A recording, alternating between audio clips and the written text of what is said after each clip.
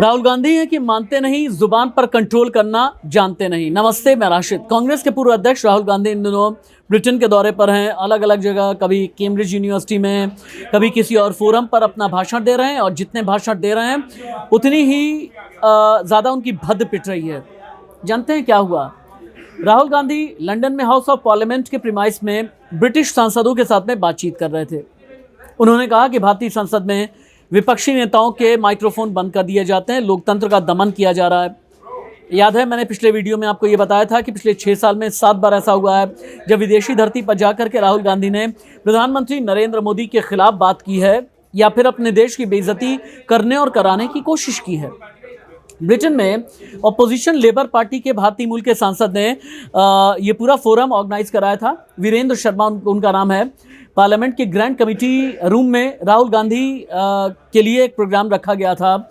इस प्रोग्राम में राहुल गांधी ने अपने भारत जोड़ो यात्रा के अनुभवों को भी शेयर किया, लेकिन शेयर करते करते बहुत कुछ बोल गए और बोलते बोलते ये तक भी कह दिया कि भारत में विपक्ष का दमन किया जाता है, विपक्ष को बोलने नहीं दिया जाता है। राहुल ने जानबूझकर इसी माइक में बोलना शुरू किया। उन्होंने कहा, भारत में हमारे माइक ख़राब नहीं है, काम कर रहे हैं, लेकिन आप उन्हें चालू नहीं कर सकते क्योंकि हमारी आवाज़ दबाई जाती है। जब मैंने भारतीय संसद में अपनी बात रखने की कोशिश की, बहुत बार मेरा माइक बंद कर दिया गया। ऐसा बहुत बार हुआ है। राहुल गांधी ने कहा कि भारत में नोटबंदी और जीएसटी पर चर्चा की इजाज़त नहीं है। आपको याद होगा, इससे पहले कभी ब्रिटेन में, पहले कभी जर्मनी में या फिर और अलग अलग फोरम पर नोटबंदी और जीएसटी को लेकर मोदी सरकार को कटघरे में राहुल गांधी खड़ा कर चुके हैं। और इस बार प्रोग्राम में राहुल गांधी ने फिर से ब्रिटेन में नोटबंदी का जिक्र किया। उन्होंने कहा, भारत में नोटबंदी एक विनाशकारी फाइनेंशियल डिसीजन था, लेकिन हमें इस पर चर्चा करने की इजाज़त नहीं थी। यहाँ तक कि जीएसटी पर भी चर्चा करने की, गुड्स एंड सर्विस टैक्स पर भी डिस्कशन करने की इजाज़त नहीं दी गई। ये राहुल गांधी ने कहा।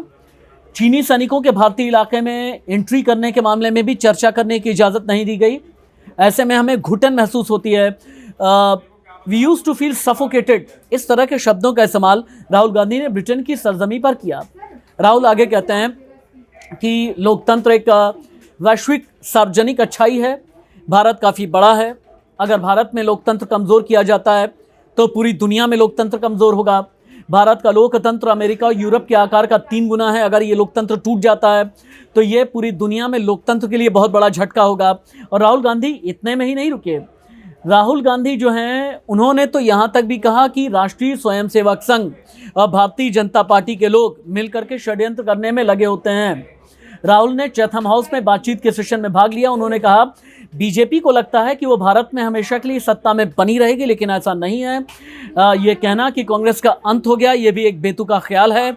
जो लोग ये कहते हैं कि कांग्रेस मुक्त भारत हो गया, ये कहना बिल्कुल भी ठीक नहीं है।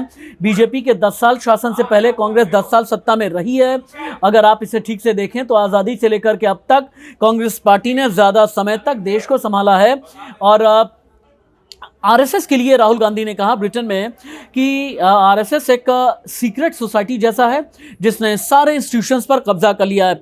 मेरा ऐसा मानना है कि राहुल गांधी को अब जबान पर कंट्रोल करने की ज़रूरत है। नमस्ते।